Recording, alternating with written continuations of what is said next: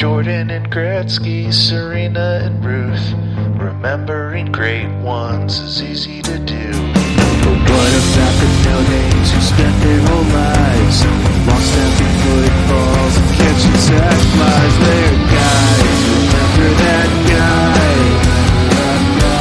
Remember that guy, remember that guy, remember that guy, remember that guy. They're just gonna remember some guys now. Justice Hill is the back, likely in motion, and bobbles it! Scoops it in, takes it home, here comes Hubbard. Oh, he throws him away like a rag doll. Thrown in the end zone, caught! Caught for a touchdown by Remember That Guy, the show where we mine our memories for nuggets of nostalgia about peripheral players past and present. Hey there, folks, it's me, one of your hosts, James, and if I had a nickel for every time Lamar Jackson in Cincinnati made Kevin Harlan just absolutely astonished, I would have 2 nickels. 2 nickels, and if we add in potential, is this the daggers, there would be 3 nickels. Diaz, back with you once again. Kevin Harlan has called a lot of great moments, but one thing he hasn't done is spoken to our very special guest. Please introduce yourself. Yeah, you know who else hasn't spoken to me? Lamar Jackson, who ghosted me that one time I messaged him on Twitter. I'm looking at the message right now. Busy. December 15th, 2020. Hey, Lamar, one of my best friend James is your biggest fan. I was wondering if you play Among Us, and if so, would you play with us? He's busy being good at football. I am fine with him spending his time doing that and talking to me and or you. And playing Among Us? I mean, he might be doing that. We don't have proof that he doesn't. Among Us really had a moment there during the pandemic. It was the perfect game for it. We were fucking weekly that in cart for a while. But what we do weekly now is we share what's making memories for us. Well, here's what is making memories for me. We talked about a little bit before we started recording, but the Phillies are eliminated. Red October is over, and I'm perfectly okay with it, to be very honest with you. I'm not going to get too into the specifics of why we lost, whatever. Just to say, I am not one to gatekeep people's feelings about specific losses. It can be worse for one fan than it can be for another of the same team. But it spawned one of the absolute most asinine lists that I've ever seen in my life at the No Context Philly Instagram page. It is Philly losses ranked by amount of heartbreak. And the first thing that I'll say to give this person a little grace, whoever made this list, everything is within the last 6 years. So I'm going to assume this is a younger person who doesn't remember things like the Patrick Kane goal in the Stanley Cup Finals in Game 6 that nobody knew was actually a goal that eliminated us from the Stanley Cup. The Flyers in 2004 going Game 7 with Tampa Bay Lightning just before the lockout and then not even getting to watch hockey for a full year after that. The 2004 Eagles Super Bowl loss. 2011, if you listened to this podcast last week, you might remember a certain mashing first baseman who metaphorically and literally collapsed for the entire Phillies organization. There's been a lot of bad ones, but I'm just going to go down this list without saying anything first. This is this person's ranking of Philly losses by heartbreak within the last 5 years. Eagles Super Bowl 2023. Sixers Game 7 to Boston 2023. Phillies lose NLCS 2023. Phillies lose World Series 2022. Is this the dagger? Through Alshon Jeffrey's hands 2019. 17-9 to Seattle in the wild card round 2020. Phillies lose NLDS this year. Sixers lose the Hawks. Ben Simmons pass. Jalen Hurts lost to Bucks his rookie year. Flyers lose Game 7 to the Rangers 2020. Sixers lose Game 6 to the Heat 2022. Swept by the Celtics in 2020. Lose to the Celtics in 2018, first year of the process playoffs. And they put this most recent ass kicking by the Bucks in the regular season of football. That's too many things in 5 years where it kind of takes away from how heartbreaking. If you have 15 heartbreaking losses in 5 years, there's a level of heartbreak there. It's a question of what's left to break. I will say, hey man, you sure do make the playoffs a lot. We do make the playoffs a lot, and that's also part of my issue with this list is a number of those teams did not really have an expectation of winning the championship. And granted, I am Sixers biased, but is this the dagger being on this list tells me that you were aware enough to have seen that, and if that's not number one, I can't say objectively wrong, because again, we're talking about emotions here, but you are as close to being objectively wrong about the way that you feel as anybody has ever been. And frankly, the Ben Simmons pass is at worst number 3. If you want to say Eagles Super Bowl ahead of that, that was the other one I was going to say might push for 1. And even then, I would say that Eagles team, that team was so fun to watch all year, and we had just won the Super Bowl 6 years earlier. Pardon me, it's very hard for me to get my heart broken by a team that I can vividly remember still when they last won the championship. The Phillies, 2008, that's getting a little fuzzy now. I'm not going to lie. But the Eagles is still fresh in hippocampus. They cannot break our heart because they did it. You know what I mean? It's truly an egregious loss. And the kicker at the end is that you think that a regular season loss can ever be on any list like this. Unless it's the last game of the regular season and you were going to make the playoffs and some crazy shit happened to make you not make the playoffs. That's the only circumstance in which I will accept that. But it's when a regular season game has morphed into a do or die playoff game due to circumstances. Exactly. Which at that point, for all intents and purposes, if it walks like a playoff game, if it talks like a playoff game, if it smells like a playoff game, it's a playoff game. The fact that you're going to put this most recent NLDS loss, which any honest Phillies fan, we've been 500 since June. The Mets have been the best team in baseball since June. This is not a heartbreak. It is a frustration. It is a thing that could have been avoided. Losing to this Mets team is not a heartbreak. Losing to the Atlanta Hawks as the number 1 seed in all of basketball because our multiple-time all-star point guard, who we've been saying all along, he doesn't really need to shoot if he just attacks the rim and he dunks. And then he has, is there a worse, I don't want to say mental breakdown, but worse undressing the emperor has no clothes moment in sports really in our lifetimes? Because I can't think of one.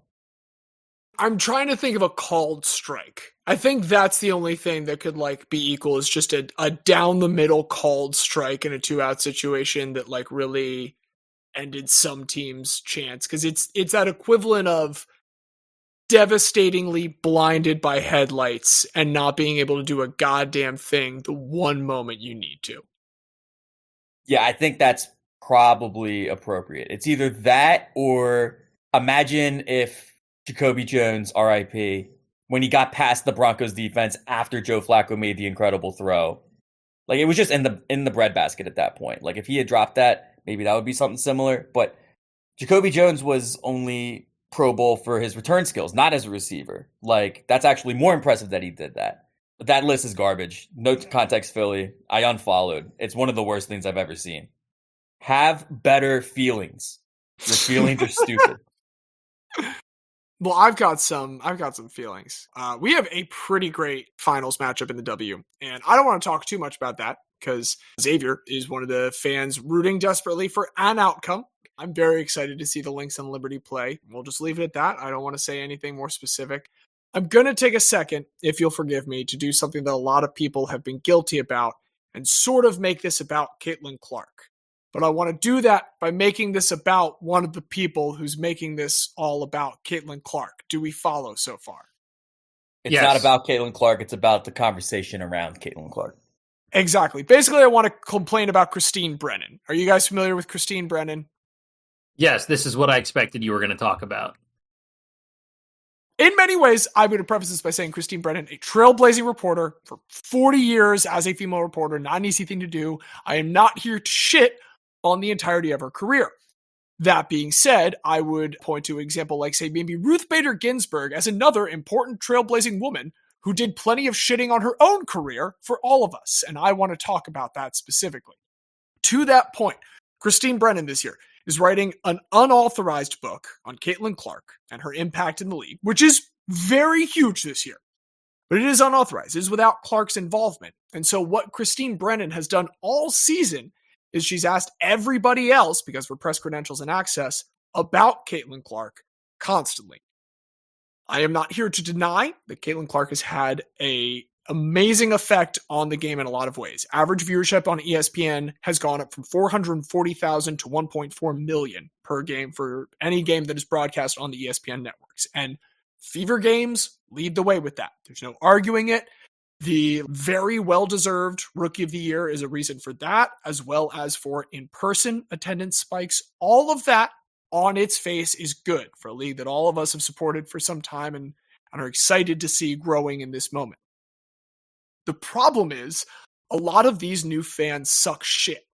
And Christine Brennan isn't new, but she is sucking shit with the best of them this year because, first off, it is worth mentioning, prior to this, the WNBA had been seeing unprecedented growth in the years preceding 2024, albeit on a much more gradual scale than what we're seeing this year. However, if you were to hear from Brennan, this is a direct quote, those numbers were small and rather insignificant. And the effect that Caitlin Clark has had on the league, the way that she has affected the game on the court, and the way defenses have treated her this year, prove once again a quote, she's already the most important player in the league. We can split hairs there and talk about that important, sure.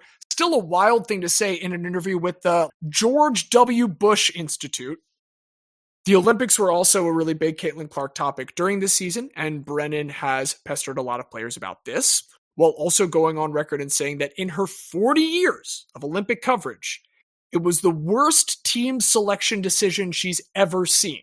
Another quote, and I will point out during her 40 years, that does include the 2004 men's Olympic roster, so she can absolutely shove that up her ass. Also, if you look at the roster, who the fuck do you take off this year? Here's what I would say. If you want to be purely blind to context, for purely basketball reasons, Caitlin probably deserved a spot over Diana Taurasi. However, imagine being a person in that locker room. Diana Taurasi is your OG vet, and you know factually that this new girl I'm probably the biggest Caitlin Clark fan of the for three sure. of us, but to the extent that people like Christine Brennan have basically anointed her as a messiah, if she was then the reason that Diana Taurasi didn't make that Olympic team, you thought Isaiah Thomas got iced out in those All-Star games. Caitlin Clark would not have seen the basketball, and it's not her fault, but that's just the reality of locker room dynamics. And if you've ever played a sport at any level, you know what I'm talking about. To continue off of some of the statements that Christine Brennan has made, she really laments in some of these interviews. It's a real shame that race has become such a factor in this, and it feels like a real big hot dog suit moment here when you hear some of the other statements that she's made, like you put Caitlin Clark on that Olympic team and Asia Wilson finally gets the attention she deserves. Or you hear about Christine Brennan comparing her to Rookie of the Year runner-up Angel Reese, who has, we'll say, a semi-manufactured, semi-natural rivalry with Caitlin Clark at this point. But she describes Angel Reese as a good player who had a nice start, but her position, saying she's a rebounder, really is not going to draw fans. I'm just going to let you know real quick, Angel Reese is the second leading scorer among rookies this year. Yes, it's a distant second. She also outscored every single other rookie than Caitlin Clark, in addition to setting several double-double records in the process. Just a rebounder. Fuck off. So this has all come to a head with the eye poke heard around the world during a Sun Fever game. Dejanay Carrington on the Sun hit Caitlin Clark in the eye. Clark and Dejanay Carrington and all of the teammates of both say, hey man, it's nothing. It's a basketball play. That shit happens. Christine Brennan interviews Dejanay Carrington about this in the press scrum afterwards, kind of continuing to push this topic over and over to get content for her unauthorized Caitlin Clark book that she is writing right now. At this point, the WNBPA has finally had enough. They have put out some statements now blasting Brennan for what she has done all season. And I also want to take a moment once again here to say, we like Caitlin Clark, and Caitlin Clark is not to blame for this. But there are fans of hers who are not necessarily fans of the WNBA, but are fans of Caitlin Clark, who are kind of the reason for this. And there has been marked increase in racial taunting, general harassment and stalking of players, and this really insidious narrative that Diaz, just as you said, here's a white savior to salvage this very black league. beyond that, again, just like, we should not really give a shit about what Christine Brennan has to say. She is currently being defended by the George W. Bush Institute and Jake Tapper and fucking Breitbart. So, like, if these are the people that are in your corner defending you, maybe take a look in the mirror. I just want to say one last time, two things can be true. Christine Brennan is absolutely a pioneer as a woman in sports journalism. She is also, if not a cause of, a manifestation of some of the absolute worst parts of the growing WNBA fandom, and I hope her book sucks as much as she does. Go Liberty. Let's go Liberty. It is our time after 30 years of failure. It fucking is, Xavier. I could not have been more thrilled, honestly, for the Aces to lose to them. I'm so excited. I know we don't want to talk anymore about that, though, so tell me what else it is that's making memories for you, bud. Yeah, I got a couple quick hits. One, did you guys hear about the person who made their debut for the Colorado Avalanche last night? No, but I have to imagine it's something about their name if you're... It's Ivan, the first NHL player to have the same first and last name in history. That's right up there with Rugned and his 7 Rugned brothers. It is very Rugned and Rugless, but... Yeah, Ivan, 22-year-old rookie from the Czech Republic, made his debut last night, becoming the first person in NHL history to have the same first and last name, which is fantastic. Sticking with people you probably maybe haven't heard of, did either of you hear about Nora Hade? Don't think so. So maybe you've seen a picture of her, so I'm going to post in the Discord real quick. So Nora Hade is volleyball player. The goth beach volleyball player for Boise State. The most Mad Lib of sentences I'll ever say. I saw her on Twitter when this first went viral, and then the New York Times did an interview with her. But essentially, for those who do not know, Nora Hade has very pinkish red long hair, extremely dense, caked on white makeup with red around the eyes, piercings all over. She's openly goth. You could just say she's openly goth and plays you know. beach volleyball. Yeah. And it is so funny because she says in this interview that the picture that everyone sees for her headshot was her toning things down. Quote, "That makeup is not my full makeup. I definitely pulled back." Because when you're playing beach volleyball, you can't have too much makeup on. But I was going to say, I heard she scales back for the actual games, which is a little disappointing, but it is great. Do you have a fun thing you're going to follow this with in case I rain on the Boise State Parade slightly? Yes, she might be getting a deal with Hot Topic for NIL. That's awesome. I was going to say, just to... sorry, Boise State, but also speaking of Boise State volleyball, they are like boycotting any games against San Jose State. Yeah. Against a trans athlete that was outed by a roommate of hers. Different volleyball. Not this volleyball. This is, the beach volleyball players of Boise State whip ass is what we're finding. And then the last thing I wanted to talk about real quick. Earlier today, Rafael Nadal announced that he is going to retire after the Davis Cup finals in Spain this fall, about a month from now. I love Nadal. Of that grouping, that big four or big three, however you want to quantify it, I think Nadal was probably my favorite. I mean, he's the greatest clay court player of all time. Lost, 2 ever? Yeah, it was ridiculous. I think he lost 2009 and 2018. But other than that, from 2005 to 2022, I think he won all of them, which is just insane. And you could say Federer more balanced, won more of each different type. I won't argue. I like Federer too.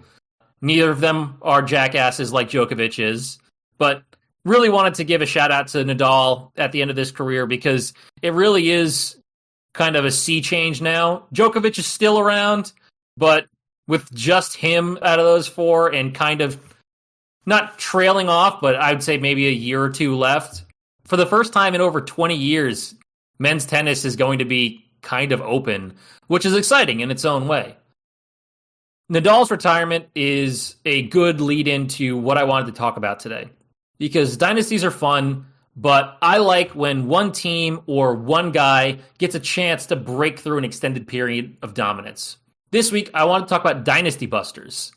And since the early 2000s, tennis has been dominated by the Big Three, Big Four, depending on if you add Andy Murray to the Roger Federer, Rafael Nadal, Novak Djokovic. I didn't want to show my ass by asking who the fourth person was because I could only think of those three on that level. So Murray obviously doesn't have 20 like the other ones do, but he did win enough. He made enough finals. He had 10 finals. If it wasn't one of those three, it was him. And if he had only won one, then maybe he would have been a good choice for this. But he won enough where I think he's not on that level, but he's just one rung below. And when you have people that used to say a Big Four, it's like, all right, he's close enough where I don't think he would be a Dynasty Buster. He's like when the Phillies had Cole Hamels, Roy Halladay, Cliff Lee, Roy Oswalt. He's the Joe Blanton. He's going out every 5 days, baby. Every 5 years, Andy Murray gets another title. It's his turn in the rotation. So in the 20 years from 2004 to 2023, Federer, Nadal, and Djokovic combined to win 66 of 79 Grand Slam singles titles. Wimbledon was canceled in 2020, which is why it's not an even 80. Starting with the 2005 French Open, they combined to win 29 out of 30 titles. And with Andy Murray's success, you might think that Murray was the one who won that other title. But instead, it was another guy who broke that streak of dominance. So today, let's talk about Juan Martín del Potro. I know this tennis player. I don't know him well, but I do know this tennis player. That's a good start. Juan Martín del Potro was born September 23rd, 1988 in Tandil, Argentina. His father, Daniel, played rugby union and was a veterinarian. His mom, Patricia, was a teacher. He started playing tennis at the age of 7 and made his junior's debut at 14 in April 2003 at a tournament in Italy. When asked why he chose tennis when soccer was by far the dominant sport, he said, quote, "I like soccer, but I've always loved this sport, and I dream of winning a Grand Slam and the Davis Cup." Del Potro reached his first final on the junior circuit on January 11, 2005 in the Copa del Café, the Coffee Bowl in Costa Rica, where he lost to Robin Haas in 3 sets. It was a mess of a tournament. It started out outdoors, and then there was a massive rainstorm, and they had to move indoors to finish it off. The first time they had played an indoor match at that tournament in 44 years. But during this time, he reaches number 3 in the world for the junior world rankings. A few months later, he officially turns pro at the age of 16, and at his first professional tournament, the Linnes Trophy Challenger Tournament in Italy, he reaches the semis. Then 2 tournaments later, he reaches the final of the Credit Card City MasterCard Tennis Cup in Brazil. And then after turning 17, he won the Montevideo Challenger after defeating Boris Pasansky in the final in 3 sets. Does that MasterCard one take place in a town called Credit Card City? Is that what you're implying to me? No, it's the Credit Card City MasterCard Tennis Cup in Campos do Jordão, Brazil. Don't know if they just couldn't figure out what credit card to sponsor it, but they have 3 different credit card names on there. That same year, he tries to qualify for a major for the first time, loses in the first round of the qualifiers for the U.S. Open to Paraguayan Ramon Delgado, and then over 2005, he jumps over 900 positions in the world rankings to finish with a world ranking of 157 after winning 3 different futures tournaments, the youngest player to finish in the year-end top 200. So he's working his way up pretty quick. In 2006, he qualifies for the main draw of his first ever Grand Slam, where he makes the French Open. He's only 17.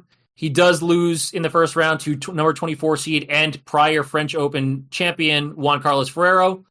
Also qualifies for the U.S. Open, loses in the first round of that as well.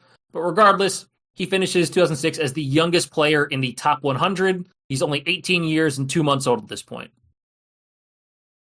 2007, he reaches his first professional ATP semifinal in Adelaide. Then he wins his first ever match at a Grand Slam, beating Alessio Di Mauro in the first round of the Australian Open. He then takes number 10 seed Fernando Gonzalez 5 sets before having to retire due to injury. And later that year, he wins his first ever doubles title, winning the 2007 Indianapolis Championships with partner American Travis Parrott. At the U.S. Open, he beats Nicholas Mahut, and then he beats Jurgen Melzer in straight sets. Then he faces number 3 seed Novak Djokovic, loses in straight sets. Djokovic, even at this point, still too good for this young up-and-comer from Argentina. But at the end of the year, once again, the youngest player in the top 50 this time. He is injured a bit to start 2008, but after a period of rehab, he wins his first ever ATP Tour singles title at the Mercedes Cup in Stuttgart. He defeated Richard Gasquet in straight sets, despite being unseeded. This is his first real title. And for those who don't know, the way things are broken down, obviously you have your Grand Slam singles at the top. There's the ATP 1000 Tour, which is, I think, like 8 or 9. ATP 1000s are things like Indian Wells, Cincinnati Open, Canadian Open. Then there's the ATP 500. And then there are other ATP tournaments scattered around. So the top players might not go to all of those lower ranked ones, but they're going to go to the ATP 1000s and to the Grand Slams. A week after Stuttgart, he reaches his second career ATP Tour final at the Austrian Open, and he defeats hometown hero Jurgen Melzer in less than an hour, 6-2, 6-1, to claim his second title in 2 weeks. In August, he wins his third consecutive title at the Los Angeles Open, beating Andy Roddick in straight sets, 6-1, 7-6. After the match, Del Potro said, quote, "He started to serve, I think, very slowly, and I did very good returns. I broke very early in the first set, and after that, I start to play my game. I don't give him any chance to break my serve. I play unbelievable." It's important to note the kind of player that Del Potro is. He is very tall. He's 6'6". He was nicknamed the Tower of Tandil. His strengths were, as you might expect, a very strong serve and a devastating forehand. He was a very offensive player, mostly from the baseline. So powerful ground strokes from the back. Didn't really get in close to the net that often. Had a good backhand, was pretty mobile for his size, but his strengths are the forehand and the serve. With that cutting, with that hand-eye coordination, and with that height, I'm just disappointed we didn't get another addition to the Argentinian golden generation from that time in basketball. You know what? There is an alternate history where he's hooping as well. He then wins a fourth consecutive title a week later at the Legg Mason Tennis Classic in D.C., where he beats Victor Troicki 6-3, 6-3. And with this, he becomes the first player in ATP history to win his first 4 career titles in consecutive tournaments. He finally gets one, and then he gets 3 more within 3 weeks. So he comes into the 2008 U.S. Open on fire. And he beats Guillermo Canas, Thomas Bellucci, Gilles Simon, and Kei Nishikori to reach his first ever Grand Slam quarterfinal. After 4 hours and 2 different tiebreaks, he does fall to eventual finalist Andy Murray in 4 sets to end his 23-match winning streak. But still, that was the second longest winning streak in 2008, and the longest winning streak by a player outside the top 10 in the last 20 years. Because normally, if you're not one of those top players, you're not going to win that many in a row. During this time, he also helps Argentina make the final of the Davis Cup, but they do lose to Spain. He ends 2008 as the youngest player in the top 10. He's the top-ranked Argentine and the highest-ranked South American. Again, he's only 20 at this point. He begins 2009 at the Auckland Open in New Zealand, and he defeats Sam Querrey in the final to win the title. So that's title number 5. He enters the Aussie Open as the 8th seed, and once again makes it all the way to the quarterfinals, but he comes up against Roger Federer, loses in straight sets. At Indian Wells, makes it to the quarters, loses in straight sets to world number 1, Rafael Nadal. There's a bit of a theme here on, who he comes up against and then ends up losing to. Well, and as you've put it, that is how most people's experiences in these tournaments are ending. They are ending against one of those individuals. Essentially, making it to the quarterfinals is your championship. Yeah. Because at that point, you're going to get, if not one of the 3, Andy Murray's there waiting for you. Pretty much. And I have some stats that I'll talk about later that kind of back that up. But a week after Indian Wells, Del Potro avenges that loss to Nadal, comes back from a double break in the 3rd set, and beats Nadal in the quarterfinals. This was the first time he had ever beaten Nadal in 5 meetings. He does then lose in the semis to Andy Murray, but he reaches a career-high world ranking of number 5. So, at the French Open, he beats number 25 Igor Andreev, number 9 hometown hero Joe Wilfried Tsonga, and number 15 Tommy Robredo to make his first ever Grand Slam semifinal. And this time he's up against Roger Federer again. Prior to this match, he had never even taken a set off Federer, losing all 12 sets that they had ever played. This time he pushes Federer 5 sets all the way, but does lose to him. He has a rough next couple months, has a bad second round loss in Wimbledon to Leighton Hewitt, but then at the Canadian Open, he beats Nadal and Andy Roddick before losing to Andy Murray in the final. He withdraws from the Cincinnati Open due to fatigue to just ensure that he's ready for the US Open. He enters as the 6th seed behind Federer, who's going for his 6th consecutive US Open title, Murray, Nadal, Djokovic, and Andy Roddick. In the first round, he beats his compatriot Juan Monaco in straight sets. He then beats Jürgen Meltzer in straight sets, and Daniel Kollerer in 4 sets in the third round. In the round of 16, he beats Juan Carlos in straight sets. In the quarters, up against Marin Cilic, he loses the first round before winning 18 of the final 24 games to once again make a Grand Slam semi, this time against Rafael Nadal. And this time he dominates Nadal. Straight sets, 6-2, 6-2, 6-2. It was overpowering, massive achievement, and Federer beats Djokovic in straight sets in the other semi, setting up a rematch of their previous French Open semifinal appearance, but this time in a Grand Slam final. In the first set, Federer starts off by holding serve. He then forces 5 different break points against Del Potro, finally converts after a 12-shot rally to take a 2-0 lead. Each holds serve the rest of the way, but that's enough for an easy 6-3 first set win for Federer. In the second set, Federer breaks Del Potro again right at the start of the set. In the fourth game, Federer saves 3 break points to hold for 3-1. Then Del Potro saves 2 break points in the final game to hold serve, and both players hold their serve the next 4 games without facing break points. In the 10th game, Federer is serving for the second set at 5-4. Del Potro, facing a massive deficit, hits 2 down-the-line forehand winners to break Federer for the first time in the match, level the set at 5-5. They both hold serve again, it sets up a tiebreak. Both players win their points on their first 6 serves. On the 7th, Federer mishits a forehand, Del Potro holds on, gets the second set tiebreak 7-5. We're all evened up.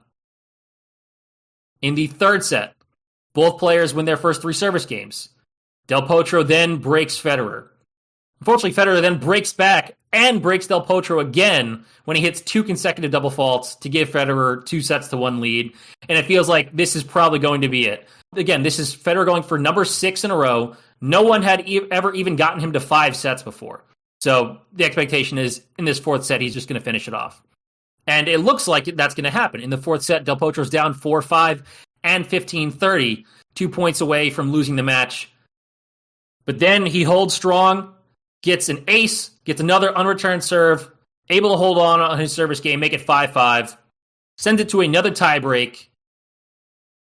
Federer double faults on the first point.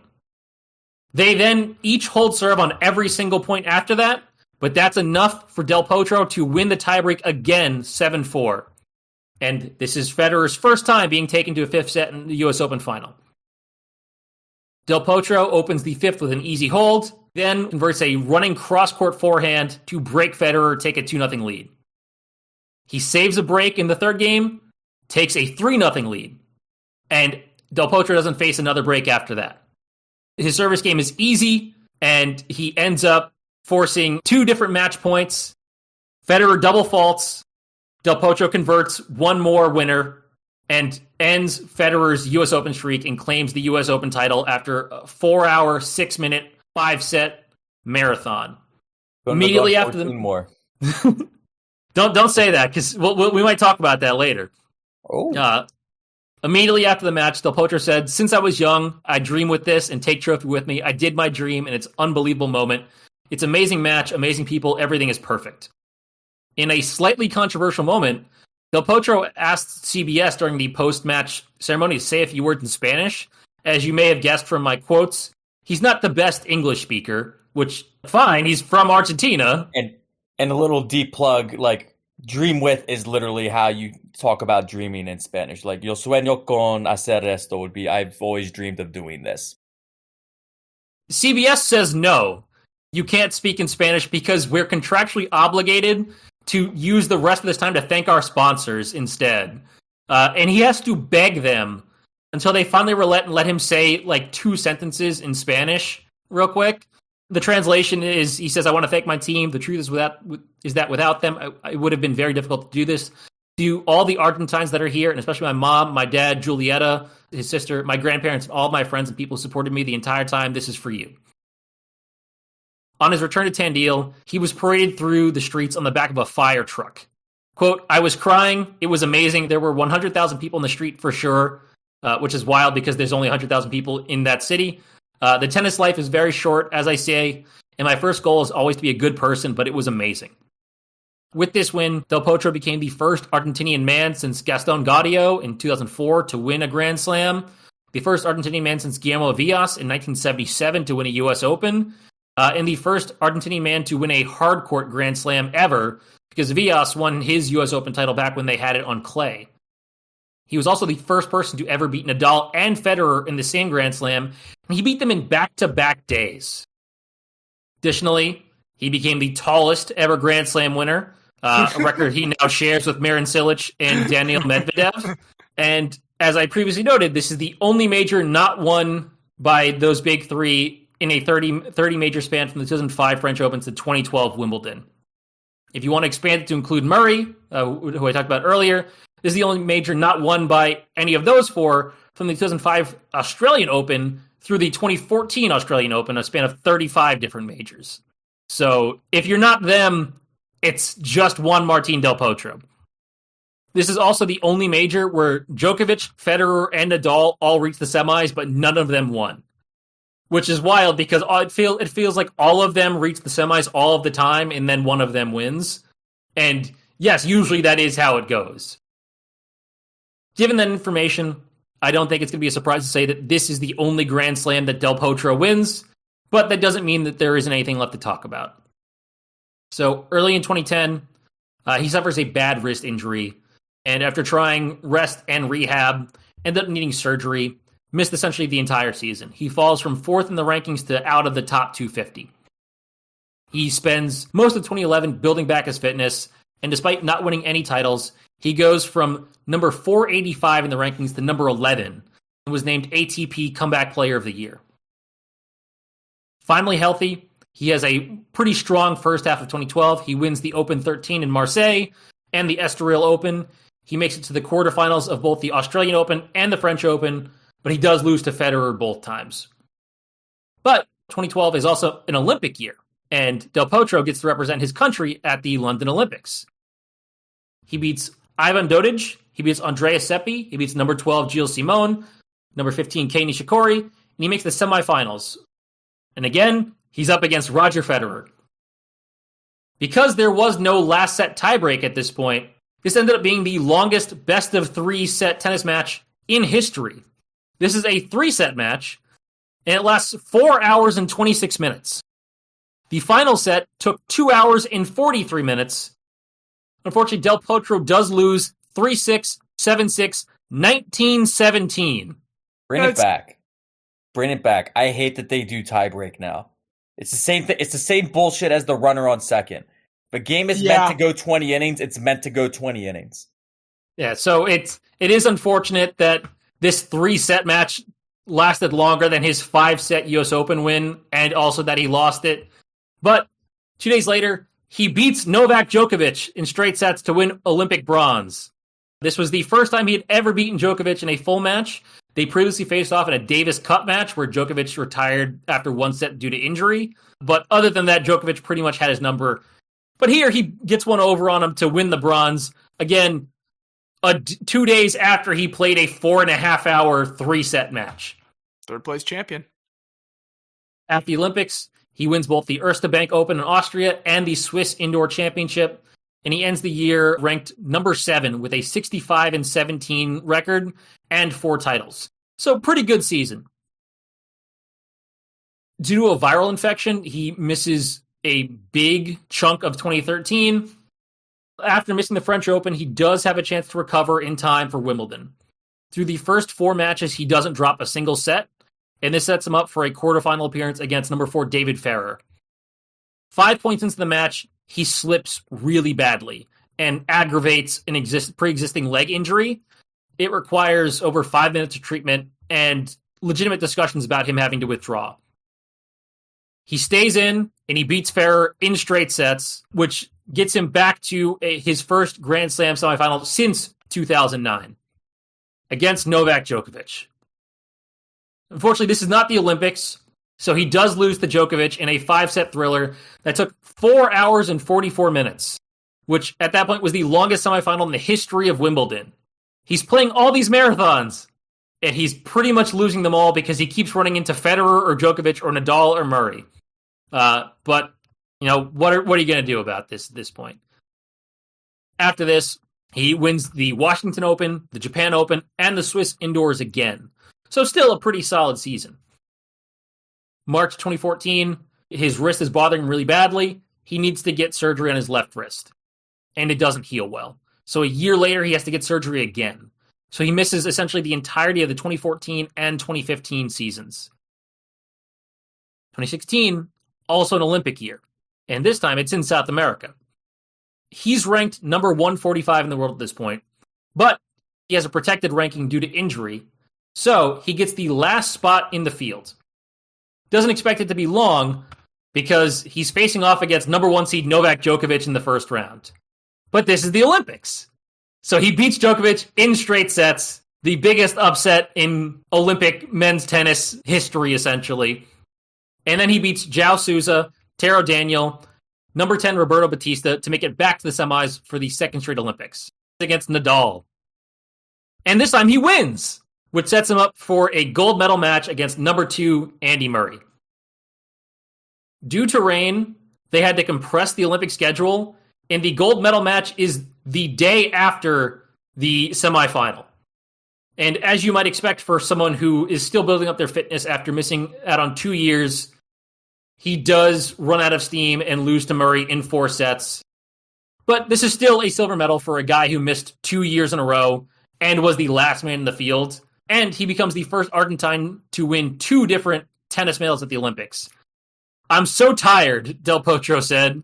Too many things in only 1 week. But this will be with me for the rest of my life in my mind. Now I have a silver medal, which means a gold for me. I cannot believe I bring another medal for my country. Remember, his 2 dreams were to win a Grand Slam single and a Davis Cup. He cares a lot about representing Argentina, and even if he doesn't have the Davis Cup win, he now has 2 tennis medals. And he did technically beat Novak Djokovic in a Davis Cup match. He did. After this, he makes the quarterfinals of the US Open, wins the Stockholm Open, and then in November, in the Davis Cup finals against Croatia, he wins both of his singles matches against Cilic and Ivo Karlovic to win the Davis Cup for Argentina for the first time ever, fulfilling the dream he had spoken about nearly a decade ago. After this season, Del Potro was named ATP Comeback Player of the Year for the second time. It's a good year for Del Potro. It does feel like one of those awards, like Most Improved Player, that I don't know. I don't know if you should be able to win Comeback Player or Most Improved Player more than once. You know what? One thing that's important to know about Del Potro is that everyone loves him. Like, every other tennis player said he's essentially the nicest guy on the tour, and everyone liked him a lot. So I'm not surprised that he would win that award multiple times. 2017 US Open, he's the 24 seed. He beats number 11 seed Batista, number 6 seed Dominic Thiem. In the quarterfinals, he faces number 3 seed Federer, and he beats him in 4 sets. Due to his extremely powerful forehand, Federer posts a Photoshop clip of Del Potro with Thor's hammer in place of a racket and called him Juan Martín del Thortro. And this is a very funny 2017 Twitter post because it's very funny that this is what Roger Federer posted on his Twitter after losing. He does face Nadal in the semis, as we've already discussed. It is really hard to beat these guys back-to-back, so he does fall. But still a very successful showing for Del Potro at this point. Afterwards, he defends his Stockholm Open title against Grigor Dimitrov, giving him his 20th career ATP win. Early 2018, he beats Federer in the final at Indian Wells winning his first ATP 1000 title. So this is essentially outside of the Olympics, this is the second biggest win he's ever had, 9 years after that US Open title. In the French Open, he beats number 9 John Isner and number 3 Cilic to make the semis, where he comes up against Rafa Nadal. As we discussed, you don't really beat Nadal at the French Open, so he does unfortunately lose this time. But he matches the semifinal appearance at the US Open.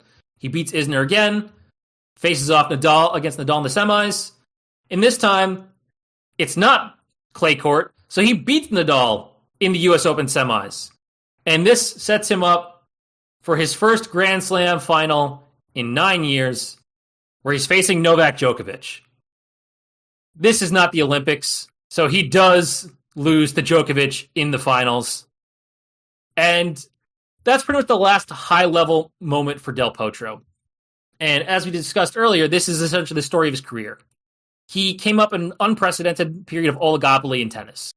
He had a 7-18 record against Federer with a 4-2 record in finals. So in finals, he has a winning record against Roger Federer, which is pretty impressive. He was 4-6 against Djokovic, but he had those 2 Olympic wins. He was 6-11 against Nadal, 3-7 against Murray. Those are, in context, really good records against those guys, compared to how most of their other contemporaries fared. Only 2 players have ever beaten those 4 guys 3 times each. One of them, Stanislav Wawrinka, who has multiple Grand Slams coming a little later on, was 3-23 against Federer, 6-21 against Djokovic, 3-17 against Nadal, and 10-13 against Murray. So take that from a guy who won multiple Grand Slams, put it against Del Potro. Del Potro had the better record against those guys. He just came up at the peak of their powers. And he still got at least 1 over on them. It's just the problem that he had in life was that he had to beat at least 2, if not 3 of them to win any one title. And he did do it to win the US Open. But it was so much to ask to do that consistently. But for one brief period in 2009, Del Potro breaks that stretch of dominance, beats Nadal and Federer back-to-back to win the only Grand Slam title over 9 years that didn't go to one of those guys. And that's why I want to talk about Juan Martín Del Potro. You're big into Argentina this season, I notice, Xavier. You know what? It is still Hispanic Heritage Month. And it will be when this airs. It will be when this airs. You are not wrong. But I'm sure we have other guys that probably aren't from Argentina. James, who do you have for us? An interesting thing in thinking about dynasty busting, you don't necessarily have to find someone that won a title. Like, what it's about is denying someone else a title, which is what I went looking for. I did, though, find someone that has a championship, and that championship is a championship of denial from another. It's also a championship that Diaz, I think you're probably going to have some affinity for. So I want to talk about a member of a championship Philadelphia 76ers team, one Wali Jones. Wali Jones, a name I've heard before, and I'm going to hear it again. You're going to hear it a few times. That is not the response I think James was expecting. No, it's more or less the response I did expect, actually. Wali Jones, he's not a star on a Philadelphia 76ers championship winning team. He's a guy. Real quick, also just regarding his name.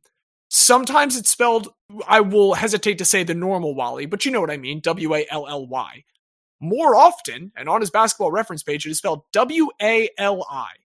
Still pronounced Wally, totally the same thing, so regardless of what name I'm reading, you will hear me say the same name.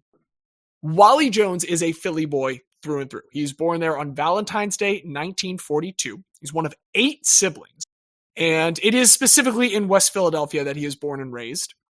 There are reports of him shooting b-ball both inside and outside of the school, and that school is Overbrook, which we know is a very important place in Philadelphia basketball culture. Wilt. Just Wilt. Yes, Wilt. It's after Wilt. The school of Wilt. So it's the school of Wilt, but it's also the school of Walt, which is what I want to mention. Walt Hazard, a member of the Hall of Guy, is lining up with Wali Jones during this time. And the 2 WALs are a great tandem. He and his buddy Walt Hazard often train in a gym with a guy named John Chaney, who I'm sure you're both familiar with. Walt Hazard is the number 1 option of these 2. But Wali Jones, despite being the number 2, does get at one point a title game MVP award for one of their city titles. Like, this is still a very good Overbrook team, even if it is absolutely operating out of the shadow of one Wilt Chamberlain. With high school coming to an end, the natural question becomes, okay, where do we go to college? Walt Hazzard, we know, will end up going to UCLA and kicking off a John Wooden dynasty. Wali Jones is going to stay closer to home. He's gotten a lot of eyes on him from a different coach that John Tain turns him on to, Al Severance, who at the time is the coach of Villanova. Villanova, at this point, it's been headed by Al Severance for 25 years. He was an alum that went to the school, played for the school, was valedictorian at the school, got his law degree at Temple, and then just coached at Villanova forever. You had Paul Arizin, and a lot of other good kids come through. And he was, during this time, also very often the freshman team coach. So it is possible that for that first year, he lined up with Wali Jones. But Wali Jones' first year on varsity is actually going to come in the first year after Al Severance leaves this school, as a new Philly local, Jack Kraft, comes in as the coach. And so Jack Kraft is going to kick off his era with Wali Jones as one of his main players here in his sophomore year. I like that Wali decided to go to school on the same street as his high school. Yep. For those who don't know, yeah, Lancaster Ave, you just take it down and you will go from Villanova to Overbrook. So in this sophomore year, Jones plays guard. Not very specific. It's still like a very malleable position, but he's playing at the 1 and 2. And he's a great debut alongside Kraft. 17.1 points per game. Second on the team behind senior Hubie White, who's the only other future NBA player on the roster this year. Kraft, Jones, and White get Nova a spot in the NCAA tournament. Still pretty impressive at this time. This is just 24 teams. They make it all the way to the third round, which is the Elite 8 at the time, where they manage 69 points. Very nice. Against Wake Forest, who manages 79 points. So they do lose there in the Elite 8, but it's the best showing in Nova history, basically. So a phenomenal start to his career there. And while that is the highest height that the Wildcats reached during his 3-year stint, his junior and senior years are still going to be phenomenal for Jones himself. He is in 62-63 and 63-64, both times the co-winner of the Robert Giese Trophy, which is the MVP for the Philly Big Five schools. He is a co-winner both years. It was the first time ever that it was split between anyone. And he splits it with a couple of guys from St. Joe's, a different one both years. But he does get 2, and he gets a third-team All-American spot from UPI, United Press International, his senior season, before he enters the 1964 NBA draft. He is heavily scouted by the man who was initially the first ever black NBA player, Earl Lloyd. And Earl Lloyd is now an executive with the Detroit Pistons. So he pushes them to take Wali Jones 18th overall, which is all the way in the third round for the NBA at this time. However, a month later, he is part of a giant 8-player swap between Detroit and the team that he will actually debut for, the Baltimore Bullets. For his rookie year at this point, we don't have, on Basketball Reference, games started versus games. I'm going to go ahead and assume that with 16.2 minutes a game, probably a bench role. But he's performing pretty well. 5.3 points per game, 2.6 assists, 1.8 rebounds, and makes the NBA All-Rookie team. Bullets make it to the second round of the playoffs. They lose in the Western Conference Finals, which was bizarre for me to see reading about a team from Baltimore. They lose to the Lakers, for what it's worth. And during that offseason, there is a lot of discontent for Jones. He didn't get paid a lot by the Bullets, didn't have a good relationship with ownership. So he just went to the West Coast and was like working up at the PNW. Ends up doing like charity game basically with his buddy Walt Hazzard, and Walt informs him that he's actually been traded during this offseason while he's been away. Turns out that there was a coach who had seen Wali Jones in college playing in the NIT one of those years while he had a leg brace on. He said to himself, shit, that's the best one-legged guard I've ever seen. I got to get him if he's ever available. And now with 2 whole legs, he's going to go ahead and find his way to Dolph Schayes' Philadelphia 76ers. First year with the Sixers is pretty good. 55-25 in the regular season. They've got Hall of Famer Hal Greer. They've got Hall of Famer Chet Walker. They do make a mid-season trade this year to get one Wilt Chamberlain, who had gone out to San Francisco briefly with the formerly Philadelphia Warriors. Wilt is going to get his first of 3 consecutive MVP awards this season. But in the playoffs, you want to know what the Sixers do? If I know my Sixers, then I know that they're losing to the Celtics. Specifically, they're losing to the Celtics in the second round. just to really drive it home for you. This year is Boston's 8th straight title, and their 9th in the past decade. This is 10 consecutive finals trips that they've made. Red Auerbach, the coach, and Bill Russell, the star. Unprecedented gets thrown around a lot. This is an unprecedented run of team success in North American sports. And what's more, during this time, teams from Philly lost to them in 5 of those 10 playoff runs. The Warriors lost 3 times before they moved. The Sixers had already lost twice. They'd also, as the Syracuse Nationals before moving, lost 3 other times then as that franchise. Wilt versus Bill Russell is like a good conversation, but in the playoffs, it is a nothing burger because Boston just wins and wins and wins. Like the only group that is more tortured than Philadelphia at this point by Bill Russell is Jerry West and the Lakers, and that's a different conversation. But there are 2 big changes the next year. First off, Dolph Schayes, he gets let go. He had been the coach since the move from Syracuse. And after getting fired, we engage in a little bit of a brotherly love triangle.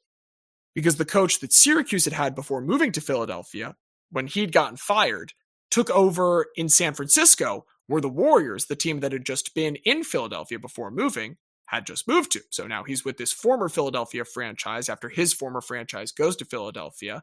And once the coach that franchise hired fires him, this guy comes right back to Philadelphia. And this guy's name is Alex Hannum. He becomes the coach of the Philadelphia 76ers. And one of the first people that he notices coming into this, one of the first guys that he doesn't have any familiarity with, is Wali Jones. And he kind of learns about Wali Jones's role. He says, as soon as he gets there, he realizes every team should have a Wali Jones because he's a vibes guy.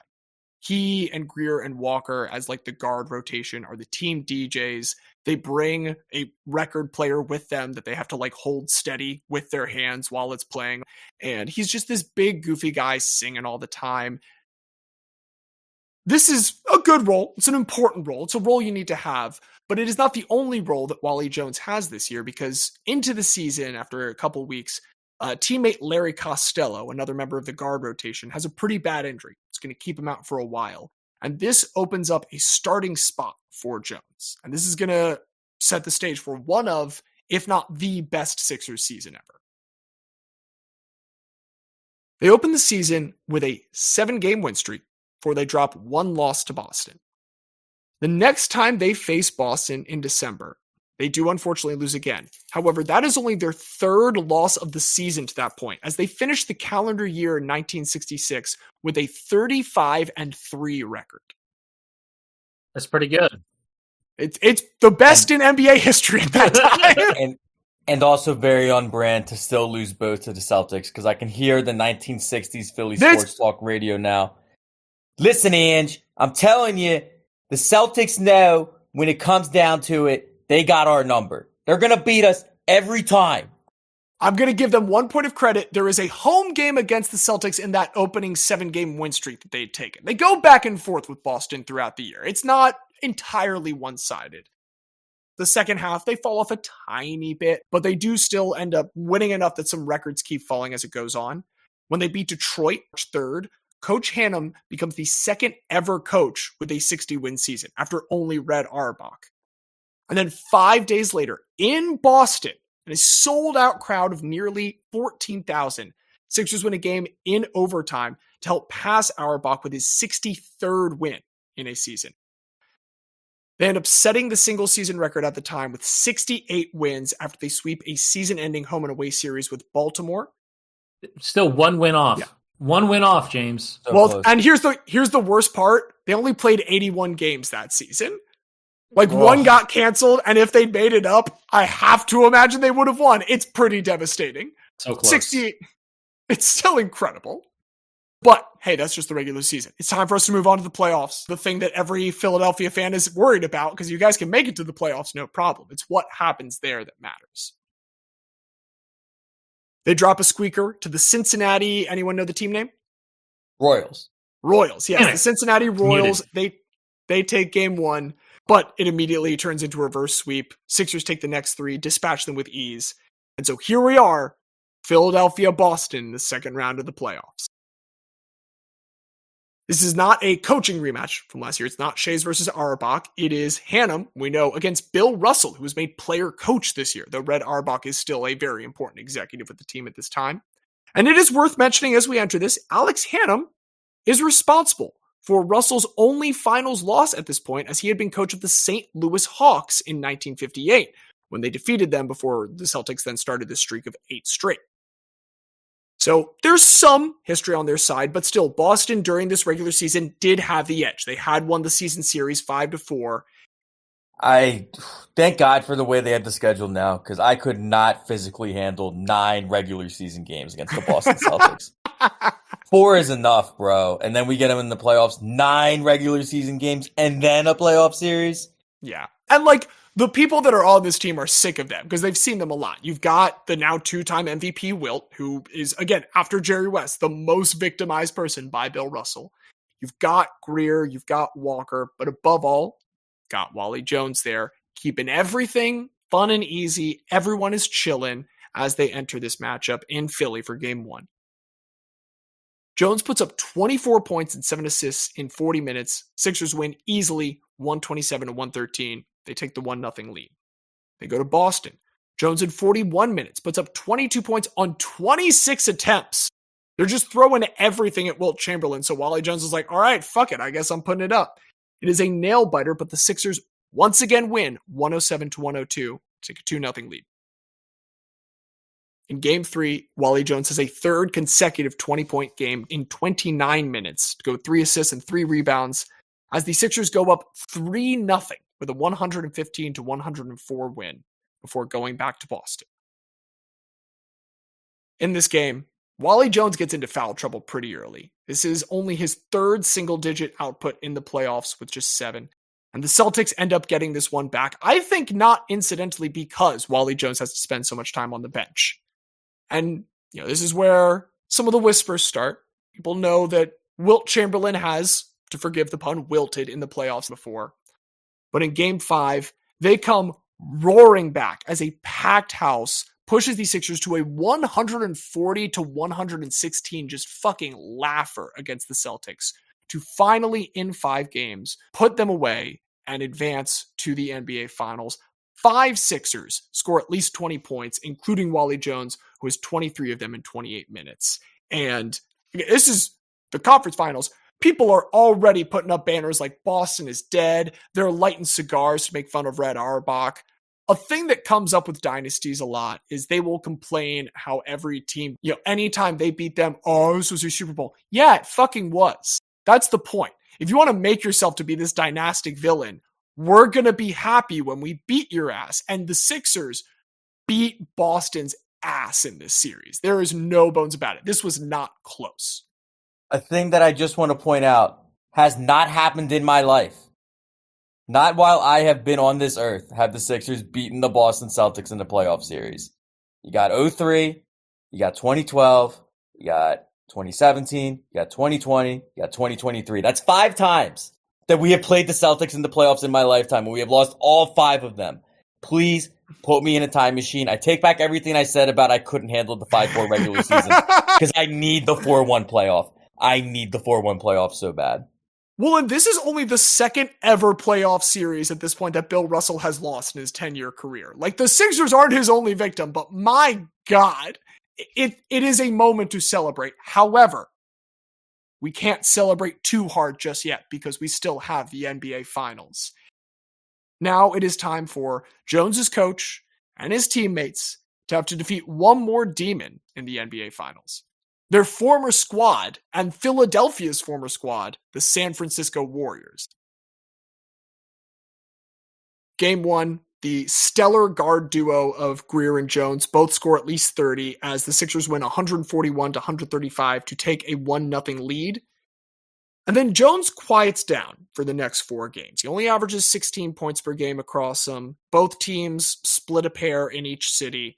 And that means, once again, Sixers have a 3-2 lead, but people are saying, particularly after that Game 5 loss to make it 3-2, Chamberlain just doesn't have it in him. He's going to choke, but there's something different this time. And that's the fact that Wilt has Wali fucking Jones on his team. In Game 6, In San Francisco, Rick Barry, their star at the time, puts up 44 to lead all scorers. Nothing to sniff at. But leading the Sixers' way as the leading scorer is Wali Jones with 27 points as their well-balanced squad completes their dream season with a nail-biting 125-122 win, securing their first title in franchise history, and only the third title at that point that the city of Philadelphia had won, the first since Paul Arizin over a decade ago. An unprecedentedly good team. The regular season record only dropping 4 games altogether in the playoffs. That wasn't entirely unheard of, but it was just an addendum to the dominance they had displayed. And in fact, later on, when the NBA is celebrating its 35th anniversary, they're looking back, who were the best teams in the first quarter century of the NBA? It's none of those Bill Russell Celtics teams that they pick. It is this 1966-1967 Philadelphia Sixers team.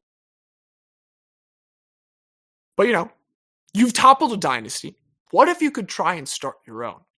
And then in 1968, we find themselves with a chance to do that. What if? What if, Diaz? As we sit here in 1967, I see nothing but glory coming ahead for the 76ers franchise. In 1968, do you know what we get in the playoffs? We get the Boston Celtics. In the second round once again. So that is set to kick off on April 5th, 1968. Do you guys know what happens on April 4th, 1968? It's not sports related. Go boom. Not go boom. Well, someone goes boom, yeah. Do you want to guess who? JFK? You've got one letter correct. This RFK. is the assassination of... RFK. Oop, nope. This is the assassination of Martin Luther King Jr. I said one letter. Okay. This is the assassination of Martin Luther King Jr., which is a deeply tragic event for the city. And particularly for the NBA, which even at this time is a very, very black league, this gives people pause. Bill Russell was part of the March on Washington, and Wilt is kind of a chud and will continue to kind of be a right-wing chud for much of his life, but he's black and he's very aware of what that means. And while he's kind of been quiet about it for a long time, this is the first time that it kind of shakes him. Bill and Wilt have this caucus the next day about whether or not they should postpone this series. It is put to a vote by many players. Wilt, Bill Russell, and Wali Jones all vote that they want to postpone this. They are largely, unfortunately, outvoted. It is pretty much just like Wilt and Wali. And it's a game that gives a lot of other people life as terrible things are going on. I'll say, down here in Baltimore, we're going through some horrible riots that are going to forever alter the demographic makeup of this city. The country as a whole is dealing with yet another assassination in this decade. Xavier, the fact that you couldn't figure out which one it would be in this decade, I think is a good indication of how things are going. And it seems to clearly affect the overall attitude of the city. But nevertheless, Philly jumps out to a 3-1 lead in this series, right on the cusp of beginning a new era. Second straight finals appearance, really putting the nail in the coffin for this Celtics dynasty that had defined so much of the decade. But they don't kill them when they have the chance. And Boston wins 3 straight to flip the series. They go into the playoffs, they win another finals, and then the next year, once again, Philly and Boston do face off in the playoffs. And Boston wins another to win the 11th title in 13 years for one Bill Russell, who retires at the end of that season. 69 was not a nice year for the Sixers. It was unfortunately not a particularly nice year for them. That is the highlight of Wali Jones' Sixers career. He's on for another 2 years with similar early exits, though not to Boston now. Loses to the Lou Alcindor / Kareem Abdul-Jabbar Bucks and the Earl Monroe Bullets the next year. And after 1970-71, Sixers have moved on from Chamberlain. He's gone over to LA, but it is still a center-dominated era. And so they get one of the greatest centers of all time in terms of nominative determinism, John Block. But they acquire him in a trade with Milwaukee in exchange for Wali Jones, who gets sent to join Kareem Abdul-Jabbar. There is not a lot of interesting stuff that happens on the court for Wali Jones while he's in Milwaukee, but I do want to talk about how his tenure in Milwaukee ends. In December of 1972, he is benched, and he just stops playing because there was dispute between him and the organization that had been going on for a little bit that had pushed the organization to hire a private investigator to see whether or not Wali Jones was like buying and selling cocaine while they were on a West Coast trip. Supposedly, is vehemently denied by Wali Jones. There was a package of cocaine delivered to the Los Angeles district attorney that allegedly was found in Jones's hotel room during a West Coast trip with no other identification. There's very clearly no legal standing. At this point, I think the Bucks thought this stupid plan of this was blowing up their head because someone comes out and said, we didn't want to send the guy to jail. All we wanted to do was get him off the team, which kind of feels like admitting that you did this, but for whatever reason, the league finds with Milwaukee, they're successful in getting him off the team. And Wali Jones is out of basketball for a year. Really tough for him. Also, just because it affects his reputation. He ends up taking out a opinion column in Sports Philadelphia. A 1974 issue has him just pleading his case, his innocence to the people of Philly. And he does eventually come back to basketball in 1974 and 1975 with the ABA's Utah Stars. Then the next season even makes it back to the NBA. He has a single game with Detroit, the team that did draft him all those years ago. But just that one game, he's waived after that. Then in February of 1976, an incredibly appropriate year, he signs on for one final stint with the Philadelphia 76ers. So he spends the rest of 76 with them. That is his final season, though it does mean that he, in Utah, was able to overlap with a guy like Moses Malone.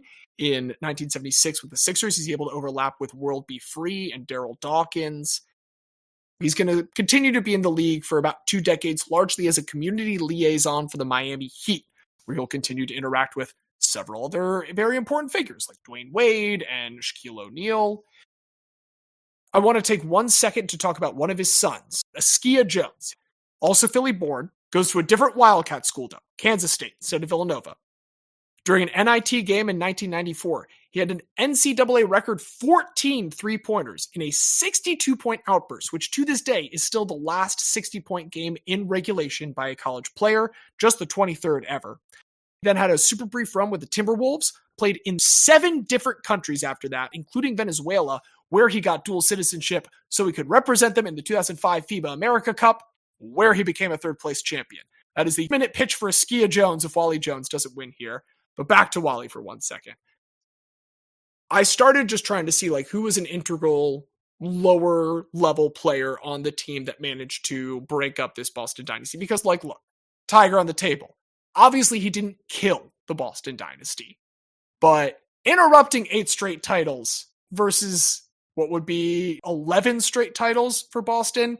Look, man, we held it to single digits thanks to Wali Jones. Thanks to this Philly hoops Forrest Gump, basically. Because just to, again, go through some of the people he interacted with. Al Severance, John Chaney, Wilt Chamberlain, Walt Hazzard, Moses Malone, Daryl Dawkins, Alex Hannum, Hal Greer. He's with the Sixers. He has time with playing against the Warriors. He's got time at Nova, at Overbrook. This is Philadelphia Forrest Gump.